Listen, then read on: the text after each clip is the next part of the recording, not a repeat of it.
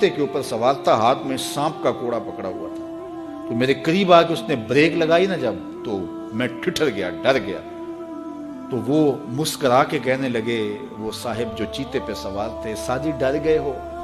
تو میں نے کہا بات ہی ڈرنے کی ہے، پھر چیتے پہ تم سوار ہو، ہاتھ میں سانپ کا کوڑا پکڑا ہے۔ تو سادی فرماتے ہیں وہ بزرگ مسکرا کے بولے، سادی تو خدا کا ہو جا، خدا کی خدائی تیری ہو جائے، تو ہو کے تو دیکھ ان کا، پھر نوکر ہو جائے گی ساری خدائی تیری۔ لیکن ہم جب زر کے پیچھے لگ گئے تو پھر غلام بن گئے۔ یہ دنیا کی مثال سائے کی طرح ہے، سائے کے پیچھے بھاگو گے تو آگے بھاگے گا، سائے کے آگے بھاگو گے تو پیچھے بھاگے گا۔ اللہ اکبر۔ حضور نے ایک سوراخ سے بیل نکلتے ہوئے دیکھا، نکلنے کے بعد پھر دوبارہ اس چھوٹے سے سوراخ سے وہ گھسنا چاہتا ہے لیکن وہ گھس نہیں پاتا۔ تو جبریل امین سے پوچھا یہ کیا ماجرا ہے؟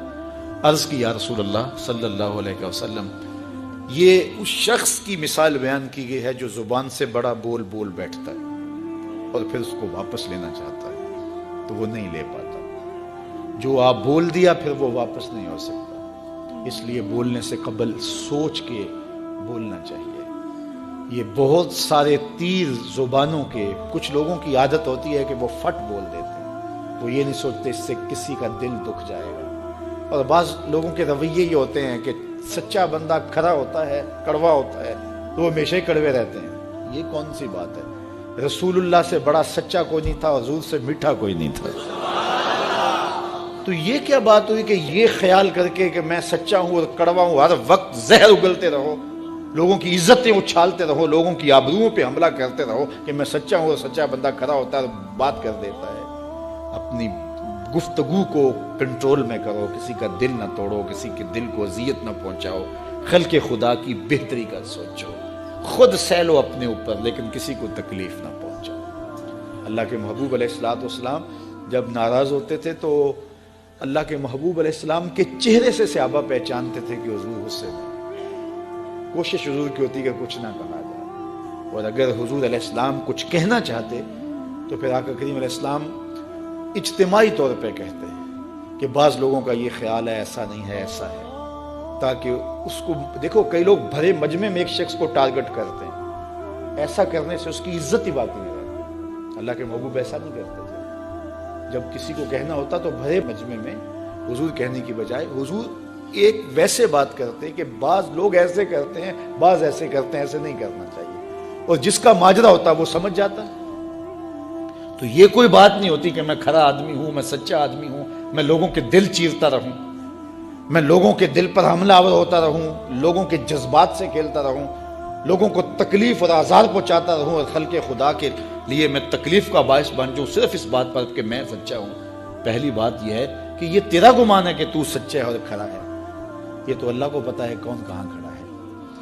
اس لیے یہ بات بہت اہم ہے کہ بولنے سے قبل سوچنا چاہیے، ایسے ہی زبان سے کوئی بات نہیں نکال دینی چاہیے۔ عربی کا ایک شعر ہے کہ جراحات السنان لہو تیام ولا یلتام ما جرح اللسان، کہ جو زخم نیزوں کے لگتے ہیں وہ بھر جاتے ہیں لیکن زبان کے تیروں کا زخم کبھی نہیں بھرتا، وہ تازہ رہتا ہے۔ اس لیے ہمیشہ آپ سوچیں اپنی زندگی میں کہ ہماری زبان سے لگا ہوا تیر کسی کو گھائل تو نہیں کر رہا۔ اور کچھ لوگ ایسے ہوتے ہیں کہ وہ مر بھی جاتے ہیں لیکن ان کی زبان سے نکلے ہوئے تیروں کی زہر افشانی ختم نہیں ہوتی، اور کچھ لوگ ایسے ہوتے ہیں ان سے اختلاف بھی ہوتا ہے لیکن اس کے باوجود کوئی ایسا جملہ نہیں ہوتا ہماری جانب ان کی طرف سے آیا ہوا جو ہمیں تکلیف دے۔ اختلاف اپنی جگہ ہوتا ہے لیکن جب وہ خیال میں آتے ہیں، جب وہ تصور میں آتے ہیں تو نفرت کے شرارے نہیں پھوٹتے، محبت ہی پھوٹتی ہے۔ اس لیے ایسے بن جاؤ کہ لوگ تمہیں سوچیں، تمہارا خیال کسی کو آئے تو ساتھ پیار کی خوشبو آنے لگ جائے، نفرت کے شرارے نہ پھوٹیں کہ کوئی تمہارا خیال کرے تو اس کو تمہاری زبان کے برستے ہوئے تیر آنے لگ جائیں، تمہاری نفرت انگیز باتیں ان کو ستانے لگ جائیں، اور وہ تمہارے خیال سے، تمہارے گمان سے، تمہارے تصور سے وحشت کھانے لگ جائیں۔ نہیں، خوبصورت زندگی گزارو، اپنی زبان کو کنٹرول میں کرو، اپنی زبان کو قابو میں کرو۔ ام المومنین سیدہ عائشہ رضی اللہ تعالیٰ عنہ فرماتی ہیں کہ ایک دن حضور کا رائے رحمت جوش میں تھا، اور حضور نے فرمایا عائشہ جو مانگنا ہے مانگ لو۔ میں نے عرض کی یا رسول اللہ اگر آپ اجازت دیں تو میں اپنے باپ حضرت ابو بکر صدیق رضی اللہ تعالیٰ عنہ سے مشورہ نہ کر لوں کہ میں نے کیا مانگنا ہے؟ تو فرمایا کہ جاؤ مشورہ کر لو، مشورے کی اجازت بھی ہو گئی۔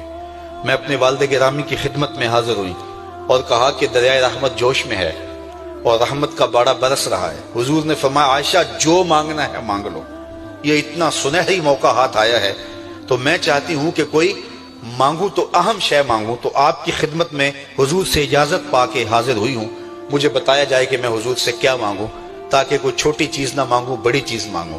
تو حضرت ابو بکر رضی اللہ تعالیٰ عنہ نے فرمایا کہ بیٹا حضور سے جا کے کہنا کہ معراج کی خلوت خاص میں اللہ نے آپ سے جو راز کی باتیں کی تھی ان باتوں میں سے ایک بات بتا دو۔ مانگا بھی تو علم مانگا، اور عائشہ میرے سے وعدہ کرو جو حضور بتائیں مجھے بھی آ کے بتانا ہے۔ ام المومنین حاضر خدمت ہو گئیں۔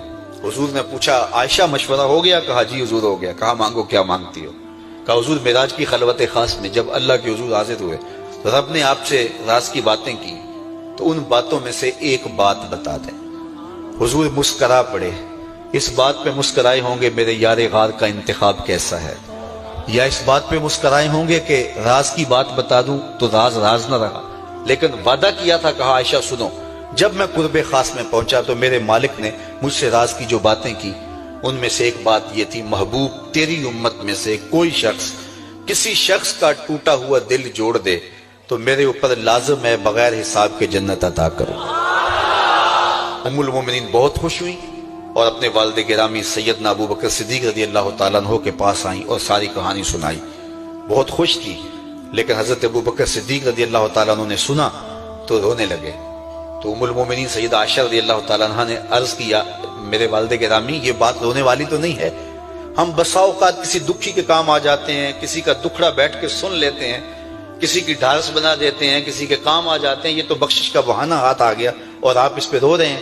تو فرمانے لگے عائشہ اس کو معکوس بھی پڑھو، تصویر کا دوسرا رخ بھی دیکھو، اگر کوئی شخص کسی کا ٹوٹا ہوا دل جوڑ دے تو بغیر حساب کے جنت میں جائے گا، اس کا دوسرا رخ یہ ہے اگر کوئی کسی کا دل توڑ بیٹھے تو سیدھا جہنم میں جائے گا۔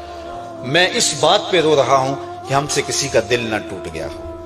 تو آج کی اس مجلس کے اندر کیا یہ دو باتیں میں اور آپ اپنے پلے باندھ سکتے ہیں؟ ایک کا تعلق حقوق العباد سے ہے اور ایک کا تعلق حقوق اللہ سے ہے۔ حقوق اللہ میں سب سے اہم چیز نماز ہے، اور پہلا سوال قیامت کے دن نماز کا ہی ہوگا۔ بلکہ حضور نے معراج میں جو مختلف مظاہرے دیکھے ان میں ایک چیز یہ بھی دیکھی، کچھ لوگوں کے سر پتھر سے کچلے جا رہے تھے، پھر صحیح ہو جاتے، پھر کچلے جاتے۔ جبریل سے پوچھا یہ کون لوگ ہیں؟ تو کہا آپ کی امت کے یہ لوگ وہ لوگ ہیں کہ جن کے سر نماز سے بھاری رہتے تھے۔ نماز کا کہو نہ بے نمازی کو، تو وہ پہلا بہانہ تو یہ لگائے گا کہ میرے کپڑے ٹھیک نہیں ہیں۔ میرے بزرگ فرمایا کرتے تھے تیرے کپڑے کیسے پاک ہو سکتے ہیں؟ تو رب کے حضور جھکنا نہیں جانتا، آ اس کے حضور جھکنا سیکھ لے، وہ تیرا لباس بھی پاک کر دے گا، تیرا دل بھی پاک کر دے گا۔ تو دوسرا بہانہ یہ ہوتا ہے کہ ہفتے کو شروع کروں گا جی، پہلی تاریخ سے شروع کروں گا۔ یہ وہ بندہ کہہ رہا ہے، ہفتے کا وقت وہ دے رہا ہے جس کے پاس ایک لمحہ بھی اپنا نہیں ہے، جس کو یہ نہیں پتا کہ اٹھنے والا اگلا قدم کہاں ہوگا۔ وہ کہتا ہے انشاءاللہ ہفتے سے شروع کروں گا، فجر سے شروع کروں گا۔ میاں اللہ کے حضور بلاوا 5 وقت ہمیں آتا ہے، حی علی الصلاۃ حی علی الفلاح۔ کتنے بدبخت ہیں کہ جو پکار کے اٹھ کے اس کے حضور حاضر نہیں ہوتے۔ 5 گانا نماز شعار زندگی بنا لو، اور ہم یہ پکا عزم مصمم کر کے اٹھیں، اتنے زور سے ہم ارادہ کریں کہ شیطان بھاگ جائے، ہماری ہوا سے بھی بھاگ جائے۔ یہ تو اتنے پختہ ارادے کے ساتھ عزم کر کے جو ہے وہ آج ارادہ کر کے یہاں سے نکلے ہیں کہ وہ فجر کے وقت ہمیں بہکانے میں کامیاب نہ ہو، ادھر اذان پکارے ادھر دوڑتے ہوئے اللہ کے گھر کی طرف پلٹ آئیں۔ ہم یہ عزم کریں کہ آج کے بعد نماز نہیں چھوڑیں گے۔ اللہ مجھے آپ کو 5 گانا نماز کی توفیق نصیب کرے، اور ہمیں توفیق نصیب کرے کہ ہم کسی کے دل شکستگی کا سامان نہ کریں۔ ٹوٹے ہوئے دل جوڑ سکیں تو ضرور جوڑیں، اور کسی کا دل توڑنے سے ہم گریز کریں اور اپنی زندگی کو ایک خوبصورت پیرائی کے اندر گزارنے کا